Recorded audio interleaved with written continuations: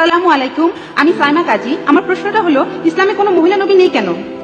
বোন, আপনি প্রশ্ন করলেন কেন ইসলাম ধর্মে কোনো মহিলা নবী নেই। কোরআন পরিষ্কারভাবে বলেছে যে পুরুষ হলো তার পরিবারের নেতা।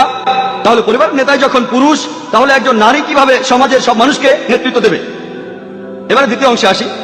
একজন নবী জামাতের নামাজের সময় সাধারণত ইমামতি করেন। আর আমি আগে বলেছিলাম যে নামাজের বিভিন্ন ভঙ্গি, যেমন কায়াম, রুকু, সেজদা, দাঁড়ানো, মাথা নোয়ানো, আর উপর হয়ে সেজদা, যদি এগুলো মহিলা নবী করতেন তাহলে পেছনে যারা নামাজ পড়বে তাদের অসুবিধা হতো।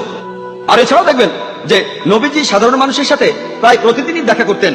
কোন মহিলা নবী থাকলে ইসলাম পুরুষ ও নারীর অবাধ মেলামেশার অনুমতি দেয় না। যদি কোনো মহিলা নবী হতেন আর তিনি অন্তঃসত্ত্বা হন, সে সময় তিনি বেশ কয়েক মাসের জন্য তার দায়িত্বগুলো পালন করতে পারবেন না। যদি তার সন্তান থাকে তাহলে তার জন্য একই সাথে নবী ও মায়ের দায়িত্ব পালন করা কঠিন হয়ে যাবে। একজন পুরুষই ভালোভাবে নবীর দায়িত্ব পালন করতে পারবেন। আশা করি উত্তরটা পেয়ে। Subscribe for more content.